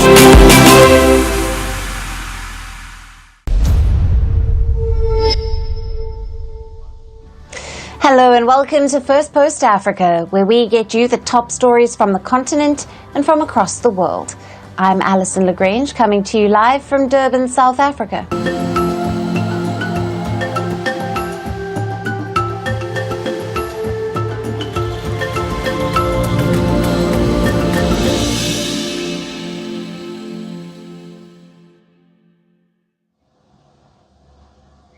Hello and welcome. It is October the 7th, 2024, which means it has been a year since Hamas's attack on Israel, and almost a year since death, devastation and destruction has gripped Gaza. It's been 365 days since the unprecedented Hamas attack on Israeli territory, which was followed by Israel's daily bombardment of the Gaza Strip. The war in Gaza is not just far from over. It has, in fact, snowballed into a larger conflict across West Asia. And nearly 1 year on, its impact has been echoing all across the world. Cities across the world have been witnessing protest rallies calling for an end to the Israel-Gaza war. These protests were also held in South Africa. Thousands hit the streets in major cities across the country, including Cape Town, Johannesburg and Durban, to mark support for Palestinians. People were seen waving Palestinian flags and chanting anti-Israel slogans. South African protesters accuse Israel of genocide and racism. In Cape Town, protesters walked to Parliament, where they handed over a memorandum calling for the government to isolate Israel through sanctions and boycotts. Protesting the illegal occupation of the Palestinian land, and we are protesting what is happening in South Africa with our own people here as well. So there's the occupation in Palestine, there's the current bombing in Lebanon, there's the illegal occupation and siege in Syria, in Iran, in Yemen. I stand with Palestine, and I feel like this march will maybe represent more of why everyone needs to stand with Palestine. Elsewhere in Africa, pro-Palestinian rallies also took place in Morocco on the eve of the October 7th attack. Now, these protests in capital Rabat were among the largest demonstrations in months. Thousands of Moroccans from across the country gathered to march past the country's parliament. They called for justice for Palestinians and demanded the Moroccan government revoke its 2020 agreement formalizing its ties with Israel. We are here in solidarity with the Palestinian and Lebanese people who are facing the arrogance of Israel that does not respect any principle or any international convention. Israel is not respecting any laws and is waging an aggressive war against these people. Morocco was among the 4 Arab nations that signed the historic Abraham Accords that were brokered by then U.S. President Donald Trump. The UAE, Bahrain, Sudan and Morocco agreed to normalize ties with Israel under the deal. Though the Moroccan government has condemned the war in Gaza, it has retained its ties with Israel. Now, the ongoing war in Gaza has affected the stance of African countries toward Israel that had seen an improvement in recent years. Several African nations have voiced criticism against Israel as the Palestinian death toll has surpassed 41,000. Leading Africa's campaign against Israel is South Africa. In December last year, Pretoria took the world by surprise by launching a case against Israel at the International Court of Justice, or the ICJ. It asked the World Court to rule on whether Israeli aggression in Gaza amounts to genocide. This case was brought by South Africa amid rallies against Israel in the country. Be it students, politicians or activists, South Africans demanded action from the government to protect Palestinians. Historically, South Africans have supported the Palestinian cause. From the days of Nelson Mandela, who led South Africa's fight against apartheid and founded the African National Congress. Many South Africans see the struggles of the Palestinians as similar to theirs against apartheid. Hence, Pretoria's stance against Israel has been unequivocal. Now, in July this year, in a landmark opinion, the ICJ asked Israel to end its illegal occupation in Gaza and said that it should stop settlement activity in the occupied West Bank and East Jerusalem as soon as possible. Though the ICJ rulings are not binding, it does carry political weight. It also marked the first time the World Court delivered a position on the legality of Israeli occupation. Over the past few months, South Africa's case at the ICJ has snowballed into a larger global affair. A growing list of nations have either formally applied to intervene in the case or declared their intent to do so. These include Egypt, Turkey, Libya, Nicaragua, Mexico, Colombia, and also European nations like Spain and Belgium. It has also faced strong opposition from Israel's partners, including its biggest ally, the United States. Washington has said that allegations of genocide against Israel are unfounded. Israel has also been reportedly lobbying the U.S. Congress to pressure South Africa to drop its case at the ICJ. But South Africa has refused to back down until the World Court makes a finding. Pretoria will be filing its memorial this month, 1 year on as the fighting escalates across West Asia and as the death toll continues to mount further with each passing day. Will South Africa receive more political support for its fight against Israel, or will it bow to the growing diplomatic pressure? And how will South Africa's campaign impact its foreign relations? Now, for more on this, we have with us Sayanda Sishiwigzil. She is a political commentator and journalist, joining us live from Johannesburg. Thanks for being with us, Sayanda. Thank you for having me, Alison, and good afternoon to all of the Firstpost listeners and internationally overseas as well. Now, a year since Hamas launched its attack on Israel. With the anniversary, South Africa has witnessed huge protests in support of Palestinians. What are the historical and political contexts that have led to South Africa filing their case against Israel at the ICJ?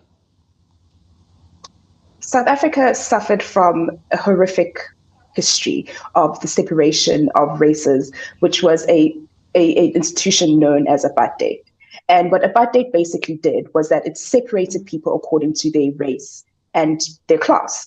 And so if, for example, what's happening in Palestine, there are certain places that Palestinians are not allowed to enter. Also here in South Africa, there are certain places where if you're a Black person, you are not allowed to enter. There was job reservation. So there are certain jobs that Black people are not allowed to enter into. Similar thing is happening in Israel. There are certain jobs that Palestinians are just not allowed to enter into. And there are certain jobs that are reserved only for Israeli people. There's also the issue of occupation. So here in South Africa, we had a system known as Bantustans, where basically it rendered Black people to be stateless. It meant that we did not belong to the state of South Africa, that we were just here living on the permission of the white state. In Palestine, a similar thing is happening right now where Palestinians are actually not seen as belonging to their own country. They don't have any semblance of self-determination. Their borders are controlled by Israel and they cannot enter and move into certain spaces within their territory, such as in the West Bank, because they are occupied by Israel illegally. And so what we are seeing here historically is a lot of similarities to what we went through in apartheid. And if there's apartheid that is happening in one country, we as South Africans cannot and will not tolerate apartheid happening anywhere in the world. So it is our responsibility, and it is the responsibility of our government, also and the responsibility of DIRCO to lead our human rights effort in our foreign national agenda to make sure that apartheid everywhere the world over is destroyed. And so right now there's currently apartheid that is happening in Israel. There are Palestinian citizens who are being told that there's nowhere that they can go. They have no access to water and electricity. They're currently being bombarded. There are no schools or hospitals to speak of, and the horrors just continue to grow. And so we need to make sure that us as South African citizens, we stand up for human rights of all Palestinians, including all people around the world, but including Palestinians as well. The main legal arguments are basically the Geneva Convention. What is the main?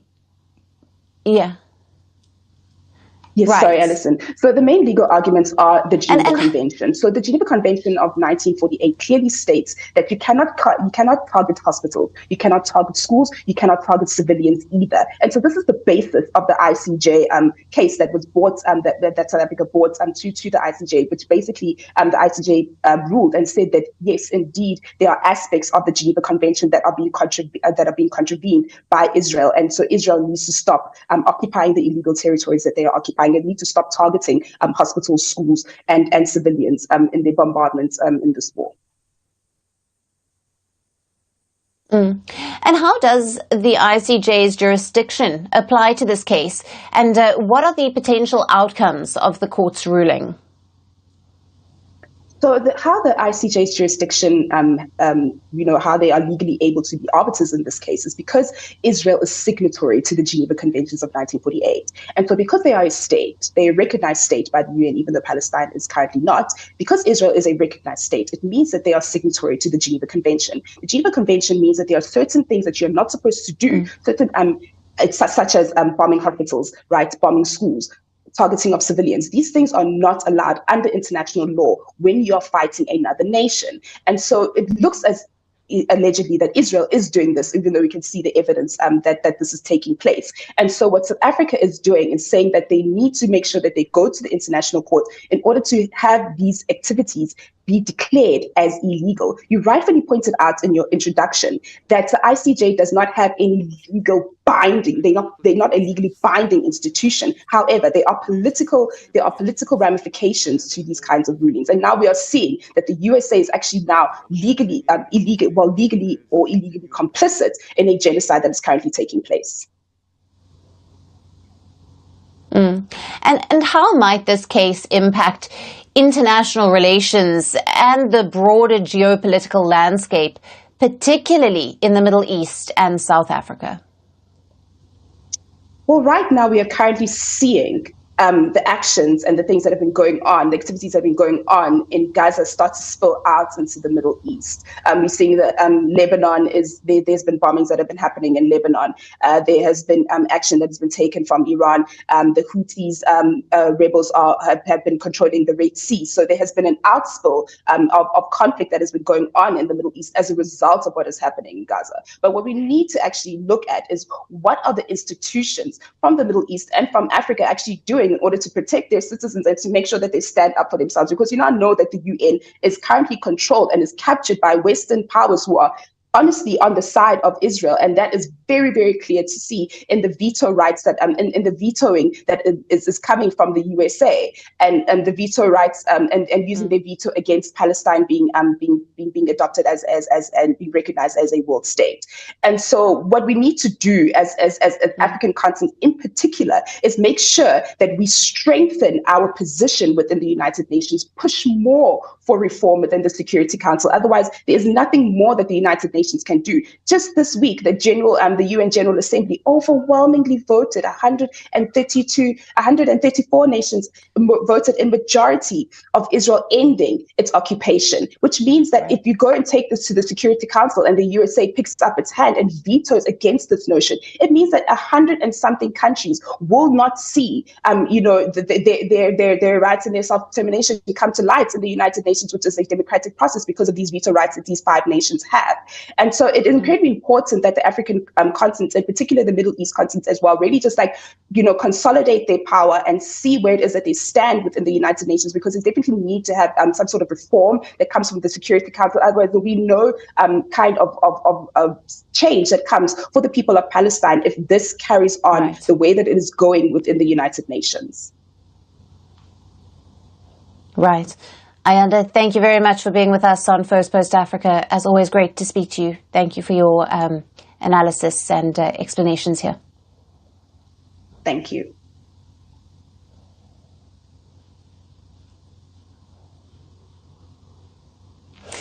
Moving over to Uganda now, where trouble seems to be brewing for the United States. Uganda's military chief, General Muhoozi Kainerugaba, who is also the son of the long-serving President Yoweri Museveni, now has issued an ultimatum for the U.S. ambassador in the country.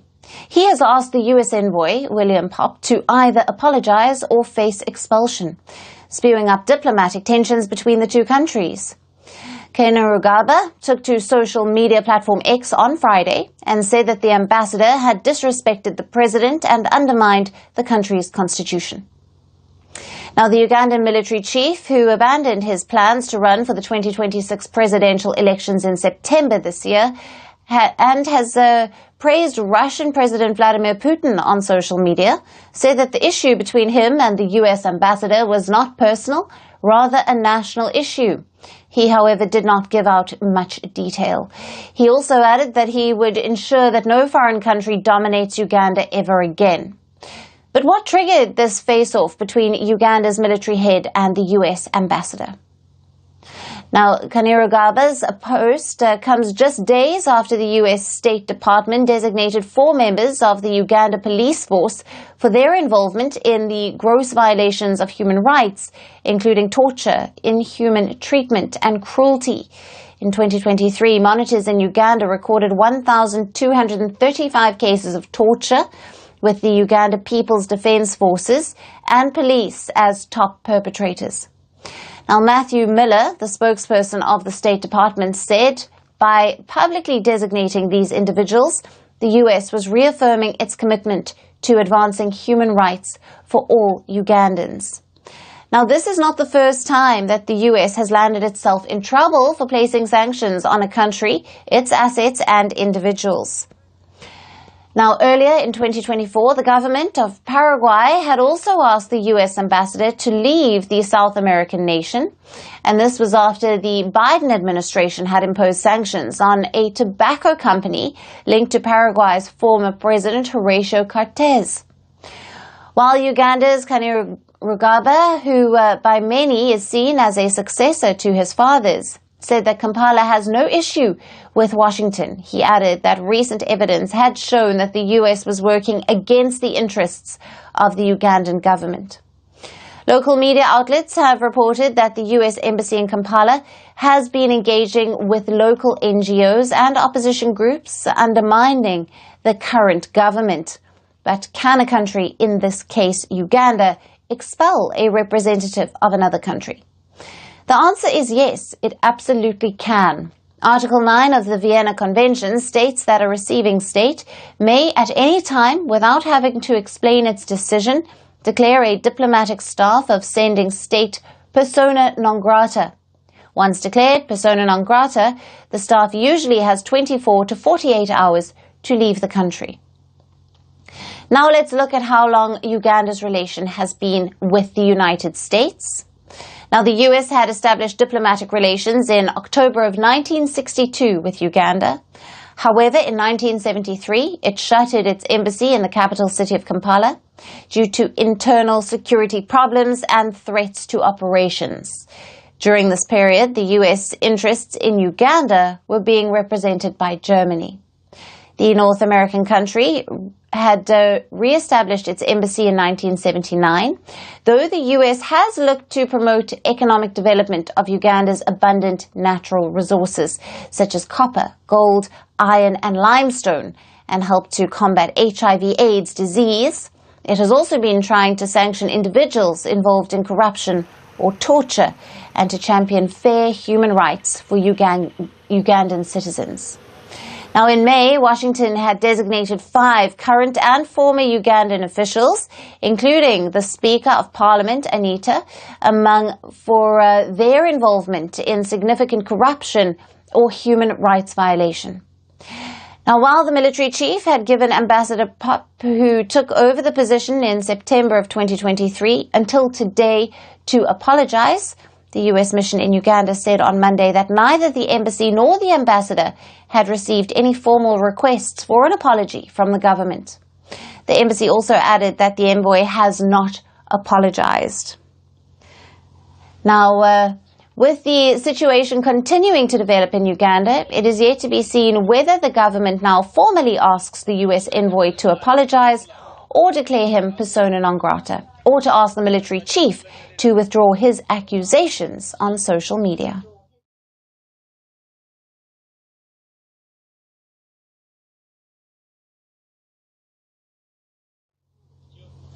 Now, for our next story, we talk about Africa's economy.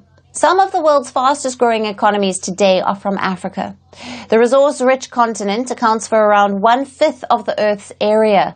It is home to more than 1.4 billion people, representing 18% of the total world population. As per the International Monetary Fund, or the IMF, Africa's GDP now stands at $2.8 trillion. Last year, Africa's GDP was estimated at roughly $3.1 trillion US dollars. The continent's economic growth is expected to rebound by the end of the year, rising from a low of 2.6% in 2023 to 3.4% in 2024. But Africa's economic growth story is not shared equally by all of its 54 nations. Only 5 countries from the continent contribute nearly half of Africa's total GDP. Now, these nations are called Africa's Big 5 economies. They are South Africa, Egypt, Algeria, Nigeria, and Ethiopia. Together, these nations account for over $1.4 trillion of Africa's economic output, and the rest of the 48 countries have a combined GDP of around $1.4 trillion.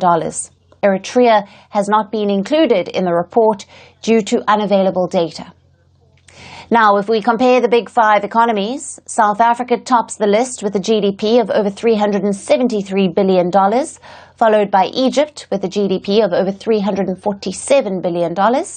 Algeria's economy is valued at over $266 billion, Nigeria over $252 billion, and Ethiopia rounds out the list with a GDP of over $205 billion.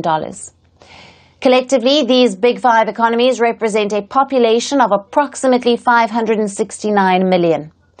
Even though these countries collectively produce huge economic output, their economic structures are very different.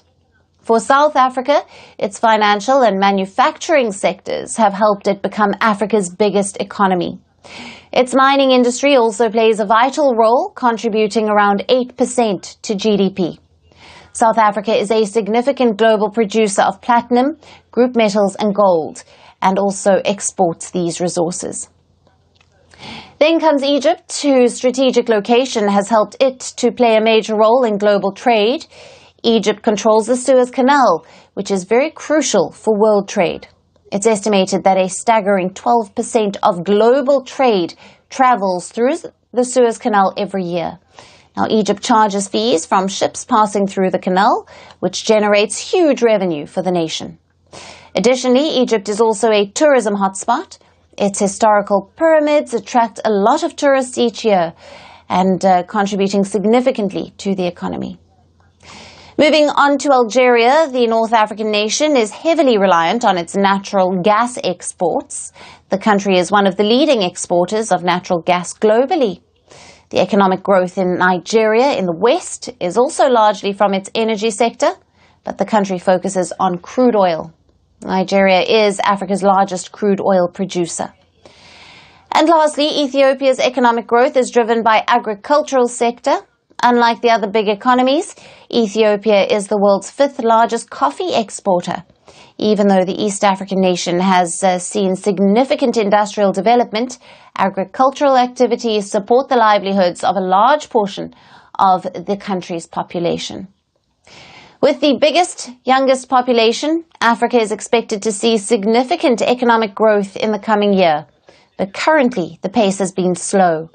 Political and social instability, along with the rising conflicts, have resulted in an uneven economic growth in Africa. With many nations still devoid of significant investments, can Africa turn around the stark economic disparity?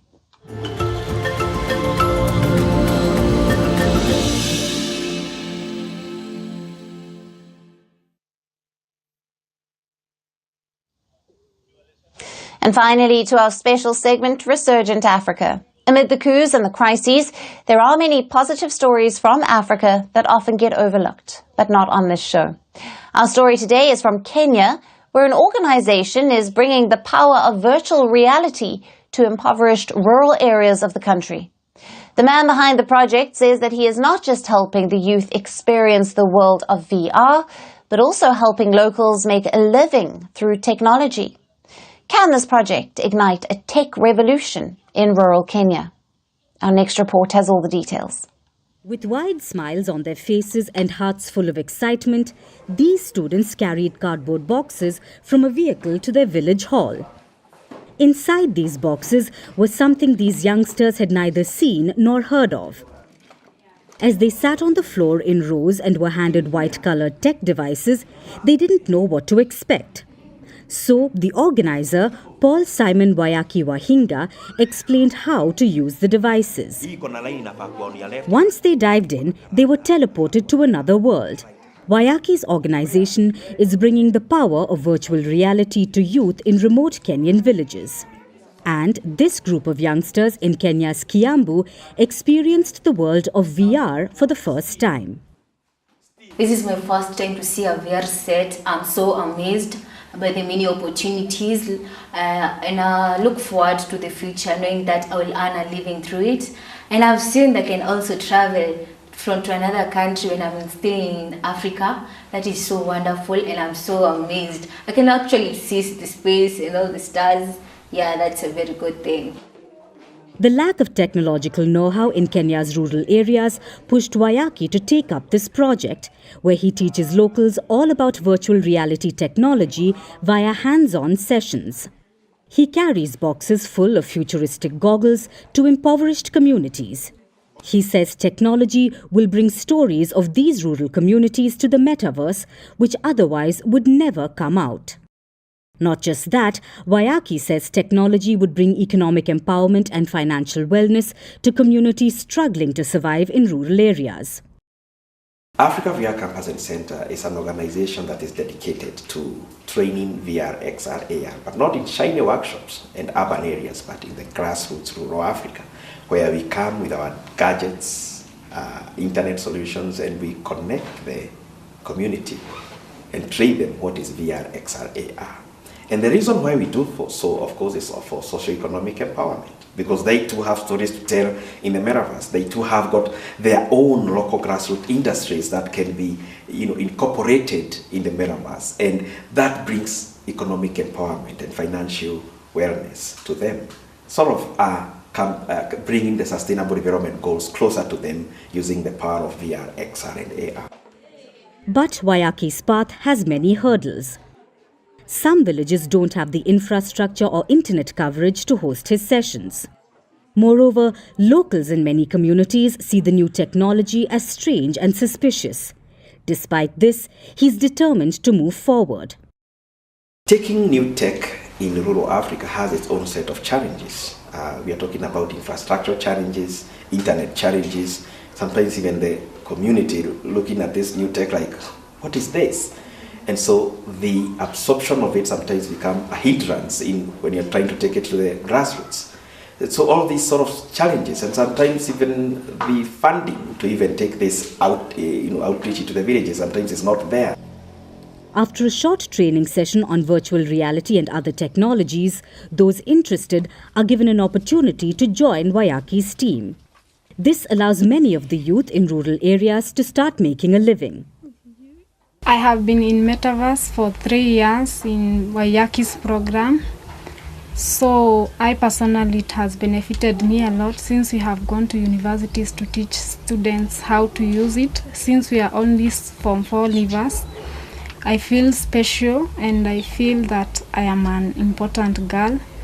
Also, it has also mentored me because I've learned a lot of things. I also earn a living there. When we go to an event, we get paid and it helps me to buy things that I don't have. Experts in the field are lauding the efforts made by Wayaki's organization. They say while it's a good start, young Kenyans also need training to make VR content themselves if they want to fully experience the economic benefits. I think going to the slums and demystifying the value of the technology is a start. It's a very good start. It's very important for you to reduce the mental sort of barriers to entry of the technology by doing that. But of course, it has to also be accompanied by different strategies. For instance, just talking about it is not enough. Training individuals on how they can be able to create the content, not just consuming it. Because it's important for these individuals to understand that this technology is it can change our lives in so very many ways, whether or not looking at it as a social dimension or economical dimension. And I feel for the young people on a grassroots level, it's very important for them to also be given the tools to build the technology. While that may seem to be a distant dream, Wayaki and his team don't see it as an impossible one. For now, they are sowing the seeds of a tech transformation in rural Kenya, and the benefits will be reaped by the country's future generations. And that's it on the show for today. We will see you again tomorrow at the same time. Thank you for watching, and goodbye.